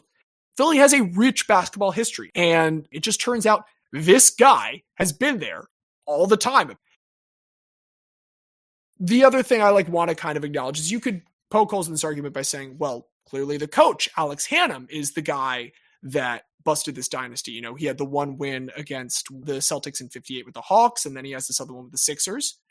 And you could say that Wilt was the one who busted the dynasty because he was clearly the star of that team. But I'll tell you, Alex Hannum and Wilt with the San Francisco Warriors, they had their chances against the Celtics in the finals multiple times. They weren't able to do it there. The thing that they had in Philadelphia that they didn't have in San Francisco, and the reason they were able to bust that dynasty, Wali Jones, is the difference. He is the straw that stirs the drink. He is the starter this 1 year for the greatest team in Philadelphia history. It is a legacy that he makes possible. And I want to leave with one quote that I think he has said to sum it up best. Everyone who's forgotten can just go and Google us. What you find might amaze you. Oh, it's some very you warned that there was some pandering, and look, I need the pandering right now. I need it the day after a Phillies playoff loss. I need it as I reckon with the Sixers team that perhaps has the greatest potential since that fateful 67 team. For sure. Is Paul George the Wali Jones of the Sixers? People are saying. Hey, we can't forget Moses Malone. There was the 80s. teammate of Wali Jones. The 83 Sixers are the only ones that can hold a candle to the 67 because, as you may know, that franchise has only won 2 titles since being in Philadelphia. The Nationals got one in, I think 55, but, who gives a fuck? That was in Syracuse. But, yeah, I love me some Wali Jones. I love me some Walter. And we're going to stick with the Walter for my guy this week. We're going to go to the baseball world. We've talked about some great dynasties so far, whether it is a multi-part dynasty in the tennis world with the big 3. We've also talked about perhaps the greatest individual dynastic run in the history of American sports with those Boston Celtics. But if you want to talk long-term, which team has had the most dynasties? I think it has to be your New York Yankees, Xavier, to be quite honest. It has to be them. Also the Canadians. Yeah, but Canada's not a real country. We know it's not. It doesn't count. They don't count. But with most other dynasty franchises that we consider, like the Dallas Cowboys, you want to talk about the Staubach Cowboys? Do you want to talk about the Aikman Cowboys? The Lakers, do you want to talk about the Kareem and Magic, or do you want to talk about the Kobe and Shaq? The Celtics, you got the Bill Russell, you got the Larry Bird, but it's pretty staggering to think about the amount of dynasty eras that you have with the Yankees, because you have the Babe Ruth era, you have the Lou Gehrig era, you got the Mickey Mantle era. I don't know if you would call it the Reggie Jackson era, but a back-to-back with Reggie Jackson there is worth noting. And of course, most recently, you have the Derek Jeter era. With those 27 rings, going back to their first title in 1923, the longest title drought that the Yankees have ever had is 18 years. Currently, the Yankees are going through what is tied for their second longest drought of 15 years since 2009, when they beat somebody. I don't remember who it was, but they did win a World Series that year. If they were to win this year, then it would remain forever tied as the second longest streak, with the streak that I'm about to talk about and the guy who is responsible for that streak. We go into the 1962 World Series, which the Yankees won in 7 games over the San Francisco Giants. It marked their 4th title in 7 seasons, their 9th title in the past 14, and their 10th in the past 16. It is truly a disgusting run of dominance. In 1963, on the back of a 104-57 record, they looked poised to repeat and continue that run. But they faced the nemesis who had already beaten them in the World Series once. And thanks to the efforts of the now LA Dodgers, we saw that run officially end, never again to win a World Series until 1977. It took a great leader to guide the former bums to glory. And that guy is another Walter. He is my guy this week, the manager of the Brooklyn/LA Dodgers, Walter Alston. Walter Emmons Alston was born December 1st, 1911 in beautiful Venice, Ohio. His parents, Emmons and Lenora, were both farmers, which meant that young Walter didn't have a lot of neighbors to practice ball with. It was basically, if his dad had energy to have a catch after tending to the farm, he would be able to do that. If not, he was kind of left to his own devices. That's got to be devastating having the room for a baseball stadium and just no one to play with. Not a single person, just, a lot of cows, a lot of chickens. I don't know if you'd be able to teach them the basics of baseball to get a game together. Probably not. So, left to his own devices, the one thing that he's able to do, if he can't play catch, he can play throw. So, he spends a lot of time just whipping a baseball against the side of the barn. It's a well-built, sturdy barn. It's not going to do any damage to it. But in doing that, he's just gradually building up the velocity on what he's able to throw. In 1928, when he was 17 years old, his family moved to Dartown, Ohio, because they heard the town had just gotten this new crazy invention of electricity. They thought it might be a nicer place to live. They moved to Dartown, Ohio.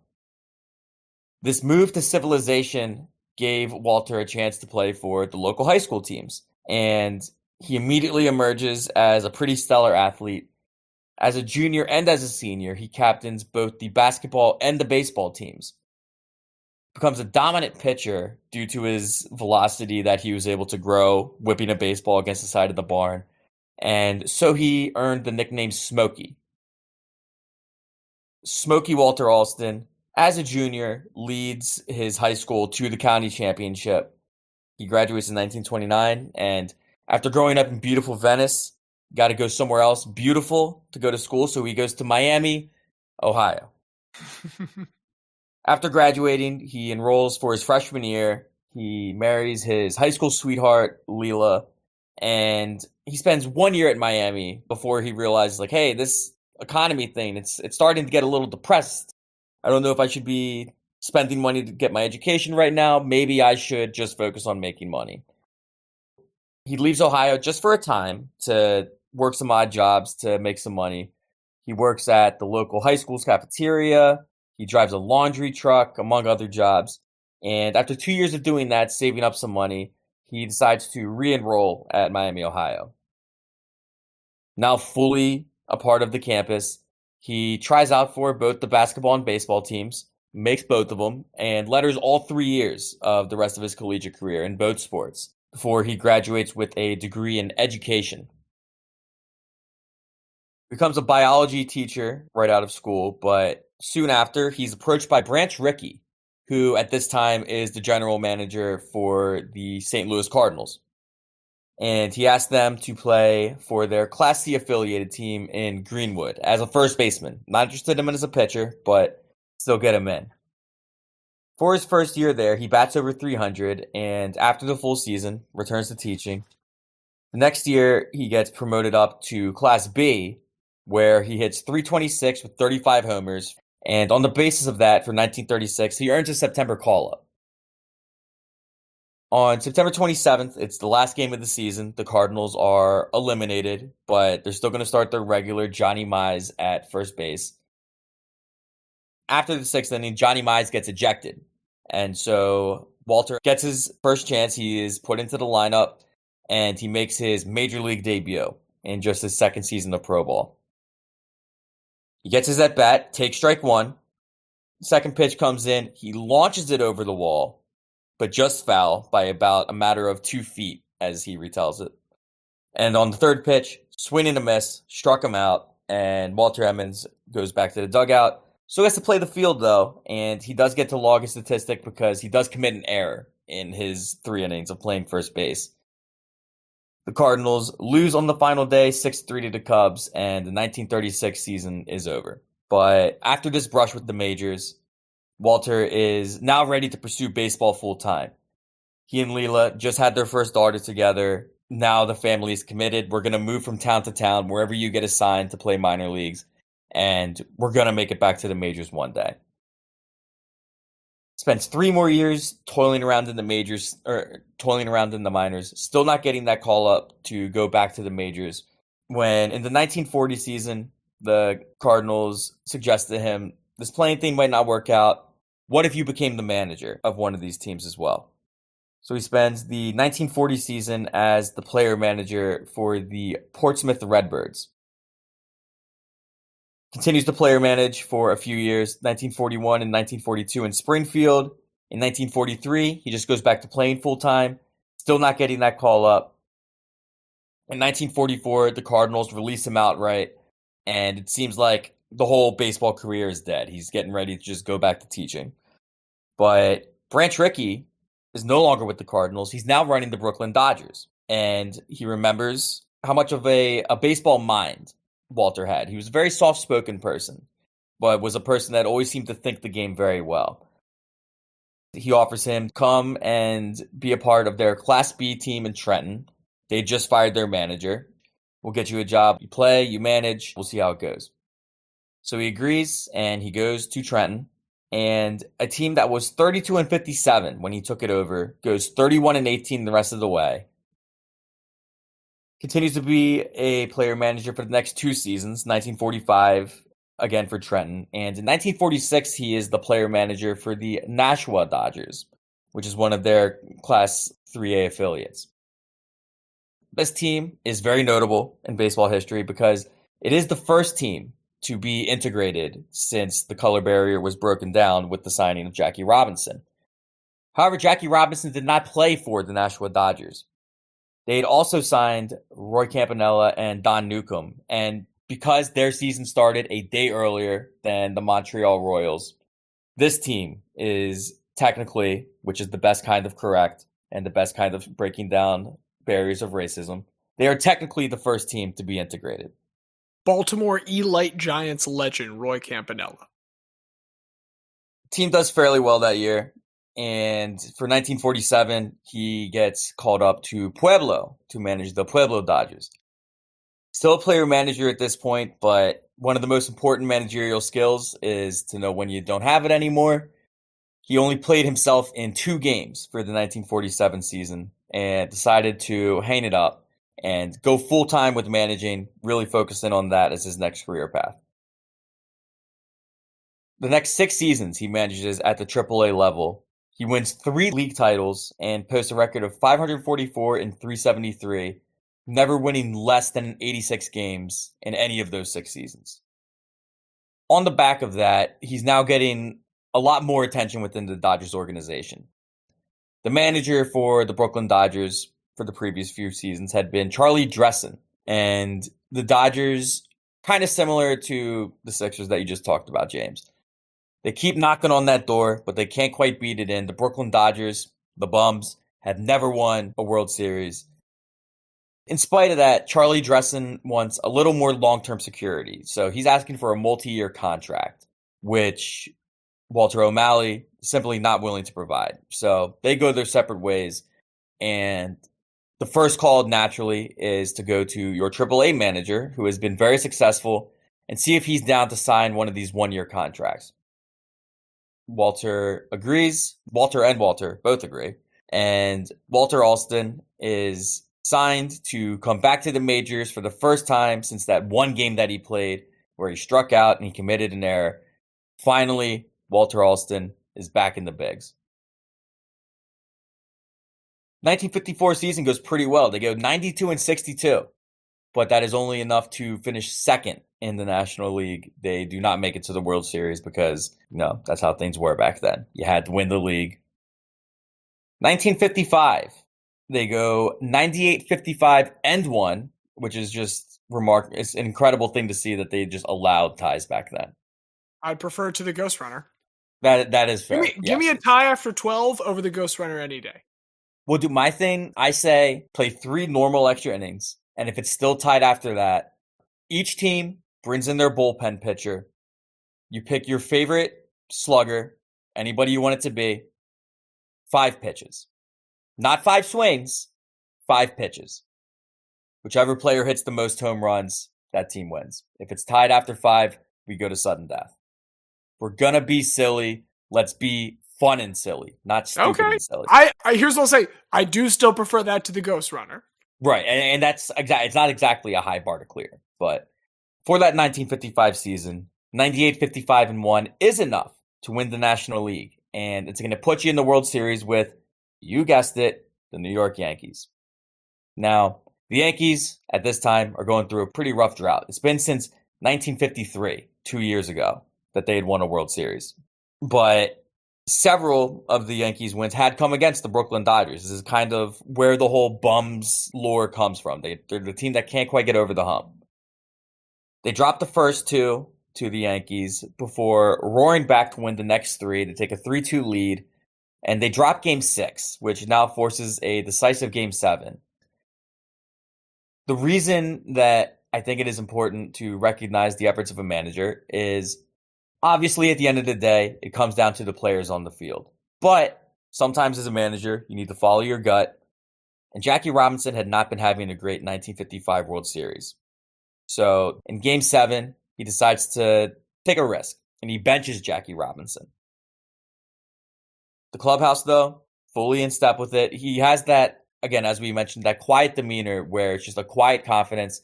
He's not going to argue with anybody. He's not going to yell at anybody, but he keeps the calm. And that's how he's going to manage.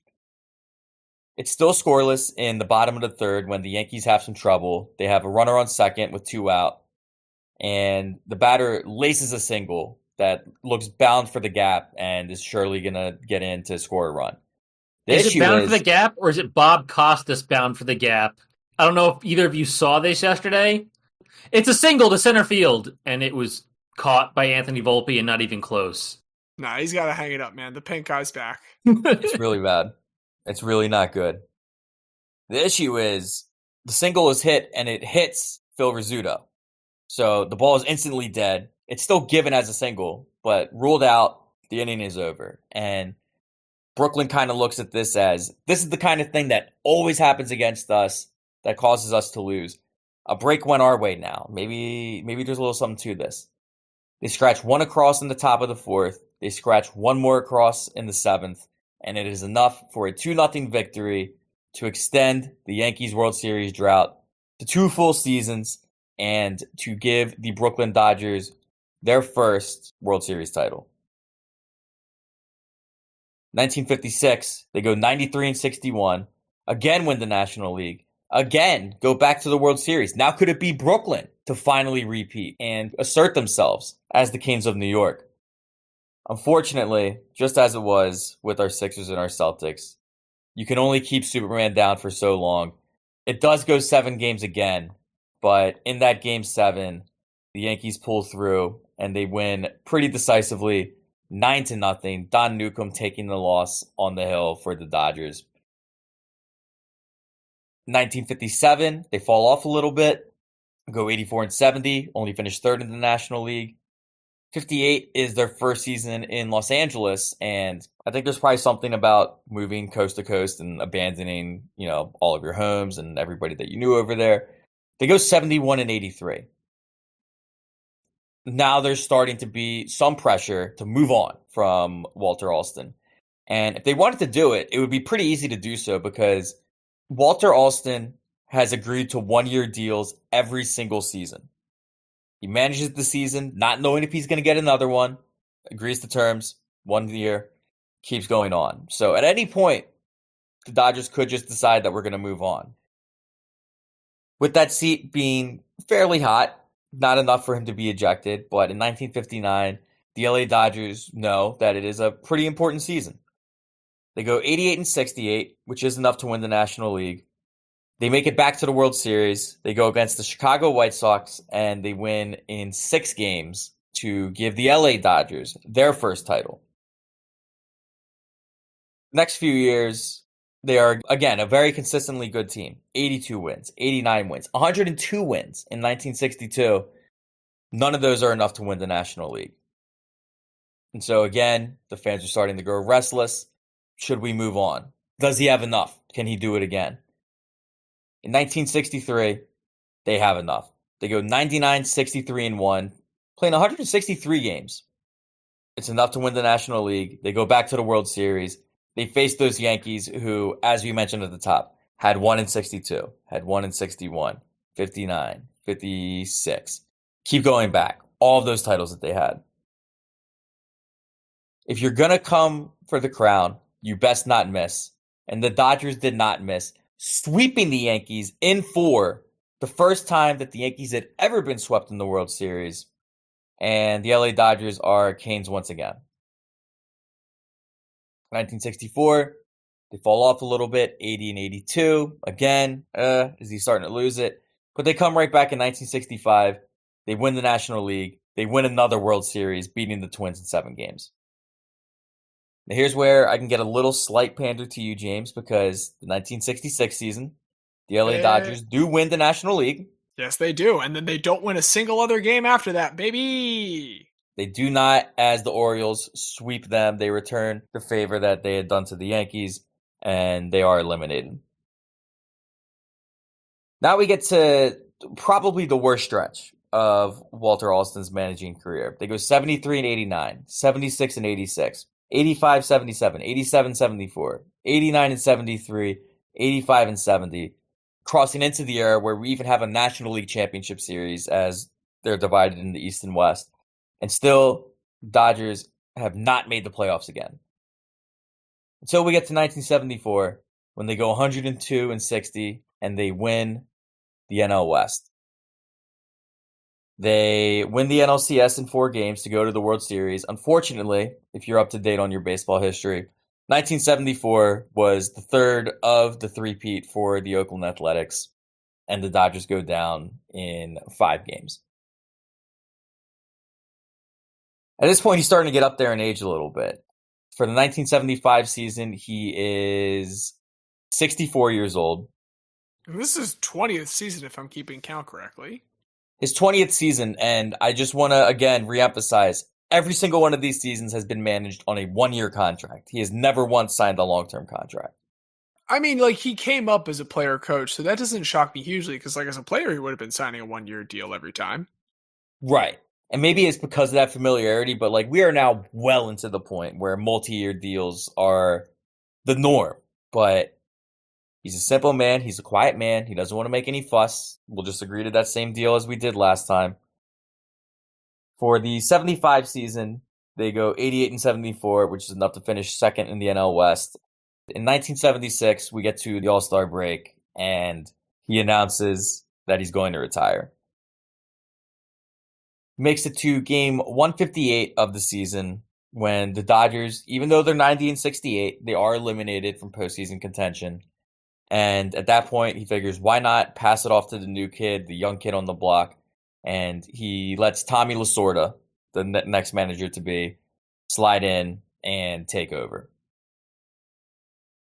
For his career, he finishes 2,040 wins to 1,613 losses for a .558 winning percentage. He has those 4 World Series, the first 4 in the history of the Dodgers. And his number 24 would be retired by the Dodgers, making him just the 4th player or manager to be so honored by that organization. He was not elected on his first ballot for the Hall of Fame, but in 1983, he was elected for induction. And unfortunately, while he was still alive at this point, he had a massive heart attack. So he wasn't able to make it to Cooperstown to deliver a speech, but he sent his grandson to give a speech. And I watched this whole thing on YouTube. It's your standard, my grandfather wants to thank all the players, your run-of-the-mill Hall of Fame speech. But the one thing that I can't help but mention, there was a very enthusiastic audience member who had like a clown horn that they honked in approval. Like as everybody else is clapping, you just hear a clown horn going. Love that. Just going absolutely apeshit. He's also asked me to give special thanks to the Dodger organization, especially the O'Malley family, Peter and his late father Walter.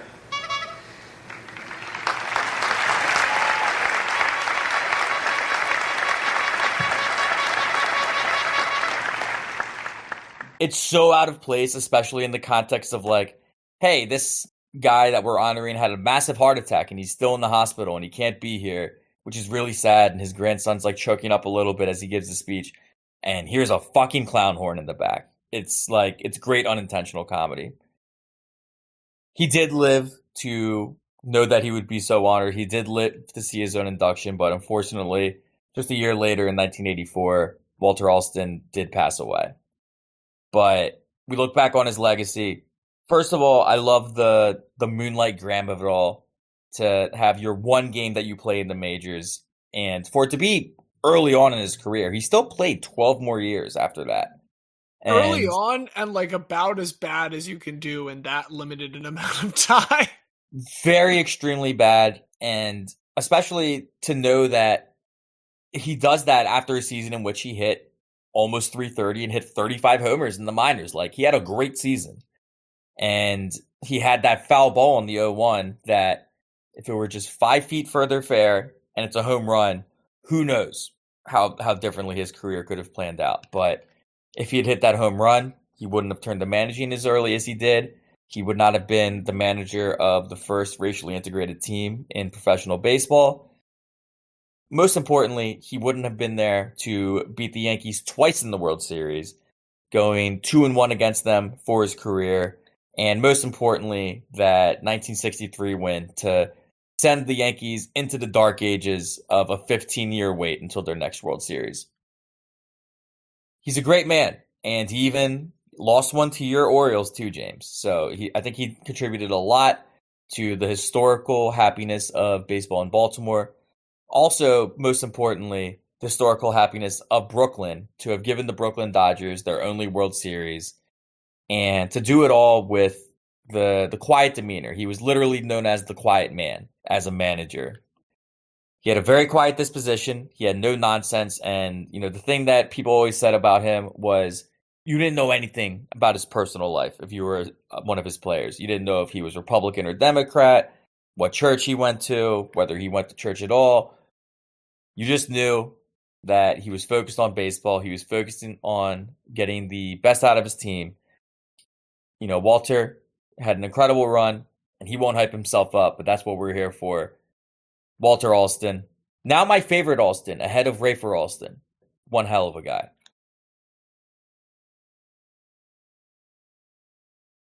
I was worried when we got to this point, when we got to the discussion, that my entry would have done an insufficient amount of dynasty busting, so to speak. Like, I was worried because it did not actually topple the giant, but merely laid it low briefly before it came back.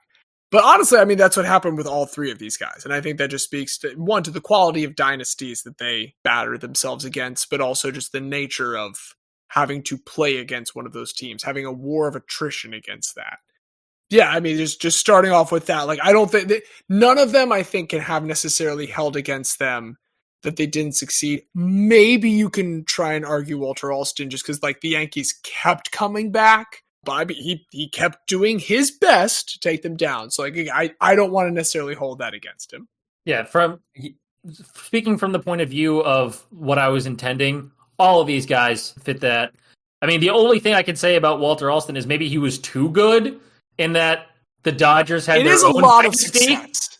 Yeah, Like, it's a lot of success. 4 titles in a decade, like, is almost like he busted a dynasty, but did he create his own dynasty, which is not against the rules, but yes, he busted one, but he created his own, which I was not thinking about when originally doing it, but it is very interesting. So a 558 win percentage every season is the equivalent of 90.4 wins over a 162 game season. Pretty good. It's pretty damn good. But I would also say, none of us knew who he was. If you say, who's the great Dodgers manager? Yeah. You say Tommy Lasorda. You don't. No, I wouldn't say he's Walter too Alston. good to be a guy. I was just talking about, like, he busted a dynasty and created another dynasty, which is fascinating. Like, it's not a negative or a positive. It's just an interesting twist on the idea. I was going to say, like, he's no Goliath, but he's not necessarily David. But then I remember that David, like, does become the king of Israel after slaying Goliath eventually. So maybe that's also not necessarily a perfect analogy. Sure. I mean, I would four titles in an 11-year span is pretty good. It's flirting with it. And, like, I would acquiesce to it if the Yankees hadn't won 5 in that span. You know what I mean? I get, so he's like, I mean, like, that's the Spurs. Would you call the Spurs a dynasty versus, like, the Lakers with the 3-peat and then the repeat with Kobe later on? We were just talking about tennis earlier, where 3 guys had over 20 Grand Slams in essentially the same period. Where a dynasty doesn't have to be one group; it can be an oligopoly of dynasties. Actually, Xavier, I'm glad that you brought this up because I don't necessarily agree with that. This is going to be my point for Juan Martín del Potro. I do take interesting. A little up. I mean, it's 3 different guys. Like, this is not Andy Murray's not out there like fucking crowing when Djokovic wins and saying, yes, another win for the 4 of us. Like, he's mad that he didn't win.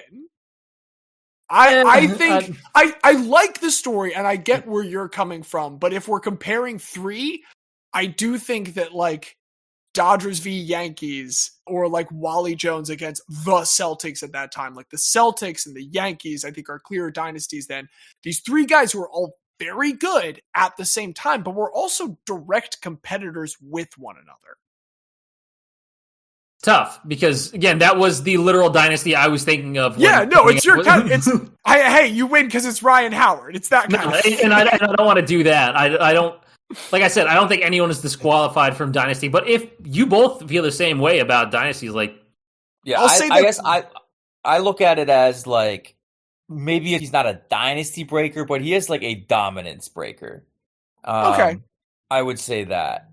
That's fine. But the other thing I would say is, if we're talking about breaking the dynasty, with both of your guys, it's more so a break in the dynasty. Like, the dynasty resumes after the great triumph of your guys. Whereas with my guy, They go a whole 15 years. None of the players were the same by that point. So I think that is, I think that's a point for my Walter.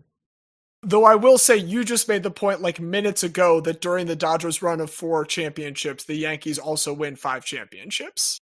Yeah, but none of them after 63. I know, I'm like, that's absolutely fair.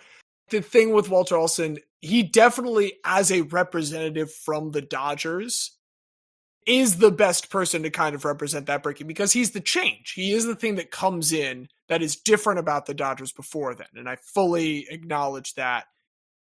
He is still a manager at the end of the day. And these are different cycles of Dodgers. Like, it's not the same Dodgers players by the end of that run there as they were in 55. And that's, I mean, we've got coaches and shit in here before, but if we're trying to determine between 3 good guys, same as I don't necessarily want to like attack the dynasty that Del Potro went up against. I'm not attacking Alston, but he is a manager rather than a player on the field. No, that's valid. I also, honestly, I was hooked on him the second that I saw that he had one ever major league appearance and he struck out in it. And that is pretty good. That's how can you not be good. Romantic about baseball? For sure. And an air. A strikeout and an air. As a first baseman, like the hardest position to have in air, like all you got to do is catch the ball, man. They're going to throw it right at you. All you got to do is catch it. And, you know, maybe it was a grounder that was hitting him. I didn't see the scorebook from that game. But, no, we have 3 good ones. I don't know. It's going to be really hard for me to vote against the Sixer. There's that, too. As I mentioned in the chat before, it's like this was unintentional pandering. Unintentional I did not pandering. go into this like wanting to talk about the guy that crossed paths with anyone that ever mattered in Philadelphia basketball prior to the 80s, basically. That was not my intention. That just kind of happened when I found out the one guy that interrupted that run of Celtics dominance. And I think I truly came away believing Wali Jones is the biggest reason that they won 67 when they couldn't win any of the other years. See, but at the same time, it is also Hispanic Heritage Month. It is also Hispanic Heritage Month. This is a tough one. I genuinely like all 3 guys this week. My pitch is, I think that Del Potro loses the most points on the dynasty he went up against, and I think Alston loses points for being a manager. I'm good. Like Xavier, you always tell me to be a zealous advocate. Fine, I'm gonna say I think Wali Jones is the best person for this category. I think they're all 3 excellent guys, but I think Wali Jones should win out this time. I like James being a zealous advocate. He spells it W-A-L-I. It's so weird. You know what? I know Diaz will never be sad about voting for a Sixer. Let's vote for the Sixer. Make everybody happy. Here's my proposal. We give him one more win for that season, bringing his total to 69. I don't know if it works that way, but we can. It absolutely works that way, Xavier.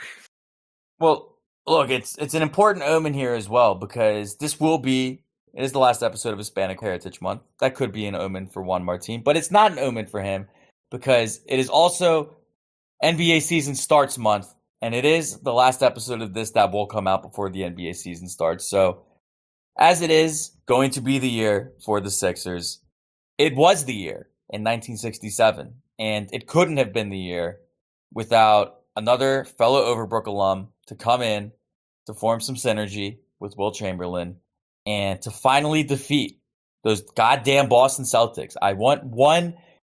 Honestly, if you offered me, would I rather win an NBA Finals or would I rather beat Boston in the playoffs? I would rather beat Boston in the playoffs. It is that much of a demon for me. It was equally a catharsis to hear the recounting of that fabled 67 team. And it couldn't have been done without a guy who spells his name a little funny, but you know what? He's going to be a baller. And his name is Wali Jones.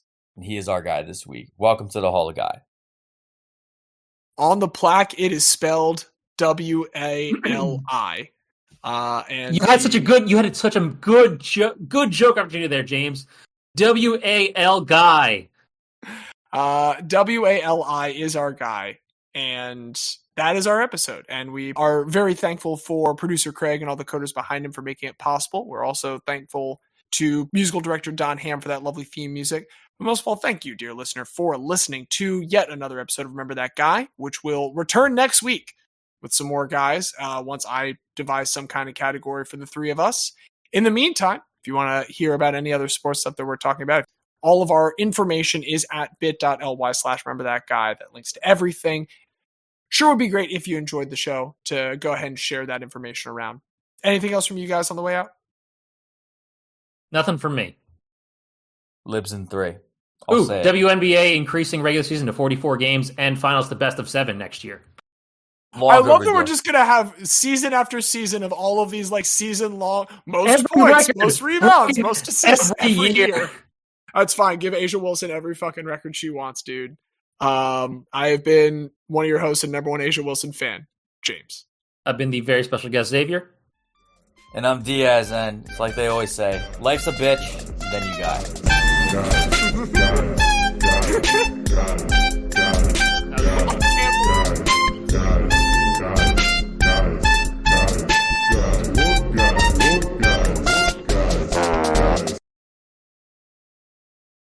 We can't talk about any more of this sports pain for free. We need to milk it for content. Are we ready? It's still for free. It's still 100% for free. If anything, it has cost money. Anyway.